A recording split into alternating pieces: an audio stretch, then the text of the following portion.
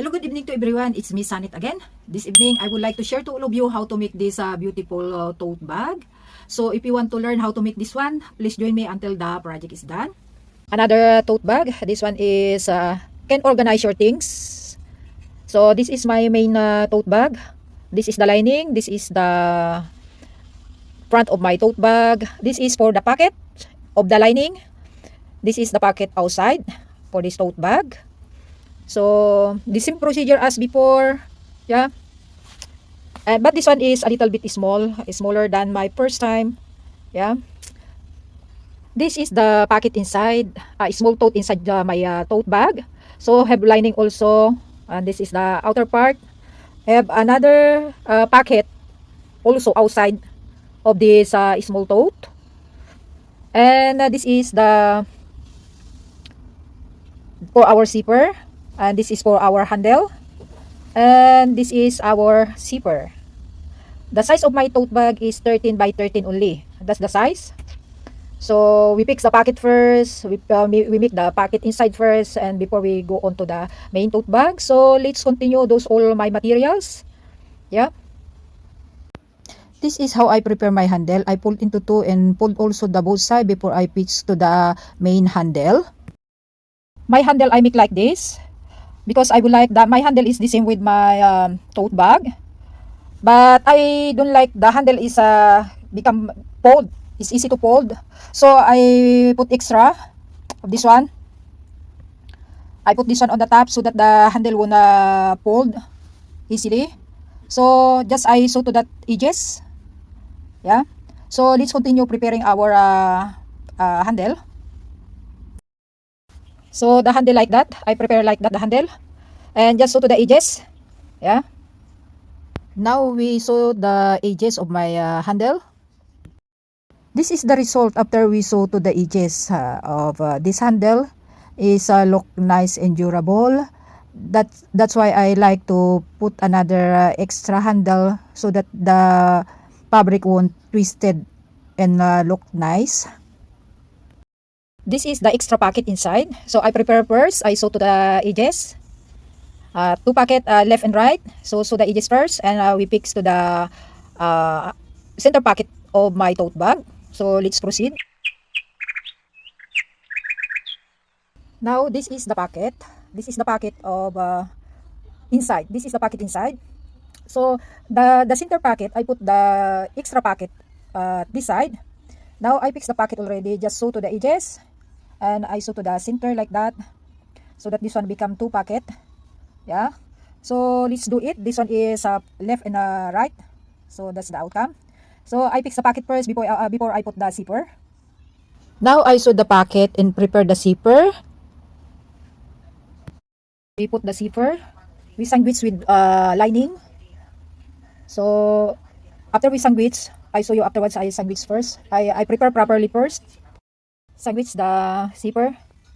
Tahian po natin dyan. After we sandwich the zipper, and we sew to the edges. Like that, both side. Let's do it.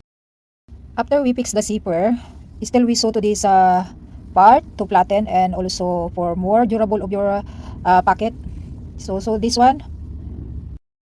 We fix the zipper. We sew to this part. Yeah, this part. But we remain open here, so that is easiest way to turn our fabric. And also here, we sew to the edges and we turn our fabric. That's it. Now after we sew to the bottom part, we turn the fabric. Now after we make the pocket, this is the inside pocket. This one is in the very center of my tote bag. So that it can fix. Para ma-fix siya sa loob, isasandwich po natin siya sa lining. So this pocket, we sandwich with the lining. Sasandwich po natin siya sa lining. Ano po? So ito, kaya po ito maliit po ng konti, at least 1 inch both side. So that the tote bag more beautiful. So this one is just we fix like that. We follow the size of this pocket. So we just sandwich and sew to the edges. Yeah. Now we fix the zipper to the main tote bag. Itatahi po muna natin yung zipper sa main tote bag. Pagkatapos natin isandwich yan, pagkatapos natin tahian dyan, tatahian po natin dito at least 1 inch yung gap niya together with the handle. We put also the handle now together with the zipper. Itatahi na rin po natin yung yung handle natin kasama na po dito sa ating paglagay ng zipper bago natin ilagay yung lining. So tatahian lang po natin dyan sa top. So before we fix all together the tote bag, we put the zipper first. After we sandwich the zipper like that, after we prepare the zipper, we sew to the top edges including with the handle. So that's why I fixed the handle already like that. And then sew it at least 1 inch to this part. So we sew to the top edges before we completely sew to the edges of our main tote bag. So let's do it.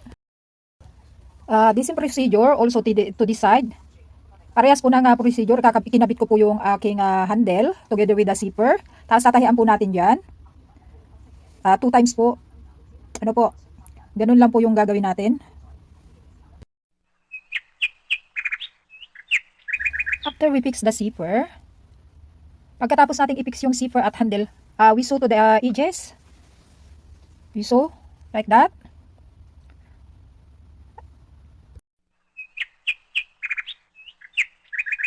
Now we sew the corner, all 4 corner, even to the lining.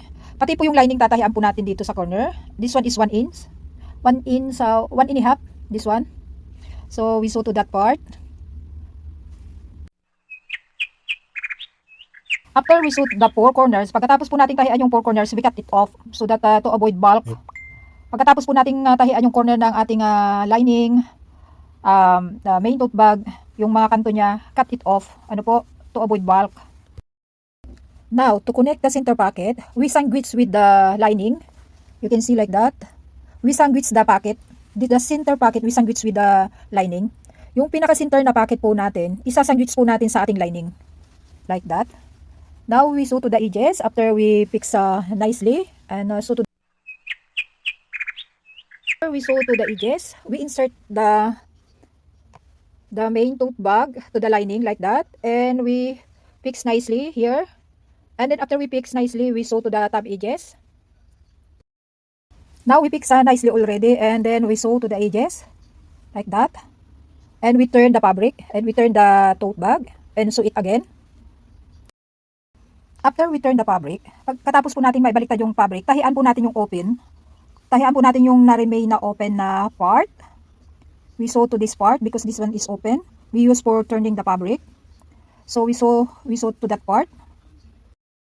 For the final touch of my my tote bag, we still sew to this part so that it has flattened the lining and then the front part of my tote bag. So we sew it again here. Now this tote bag is done already.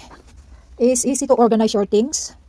The size is nice, not too big, not too small. Yeah. And I put the pocket also outside, a little bit deep. Medyo malalim ng konti yung bulsa dito sa labas. And also inside, you can put the tablet, phone. Yeah, because both sides have left and right have pocket. Yeah, and then also the center have a pocket also and have zipper that easy to organize your things. That's why I put pocket on the center. I put pocket in the center. I put pocket in the center, and to that pocket also we have both left and right have pocket. You can put your phone. Yeah, so easy organize your things. You can put tablet here. Now our project is done. This is the project that very useful. This tote bag you can organize your things. Even though this one is just nice the size, you can organize your things easily because have a pocket inside. You can see the pocket here. The pocket have zipper also, and left and right have a small pocket. This one have a pocket for putting phone, some things. that you can put inside. Both sides have that small pocket, but in the center have a little bit bigger pocket that you can put your important things because have zipper.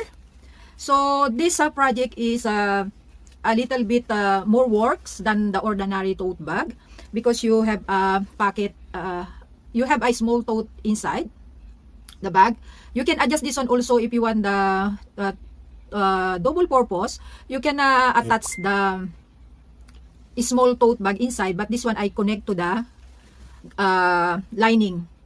But next time I would like to make the other one that you can detach the small tote inside, but I don't have enough materials because of the situation that I can go to somewhere else to buy things. So I make only this one, and the small tote inside, the bottom is the same size, but on the top is a little bit small. For the top one become like A, like that. Both sides have -1, so total 2 inch smaller the top one. So we just connect to the lining, because when you connect to this outer part of your tote bag, it's not easy because can see outside. Yeah, can see outside. So I attach to the lining.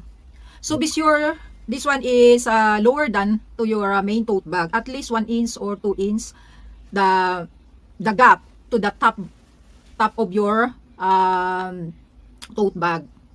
So when you cut the size of this one is 13 by 13, so the bottom one I cut only 10, so a little bit smaller.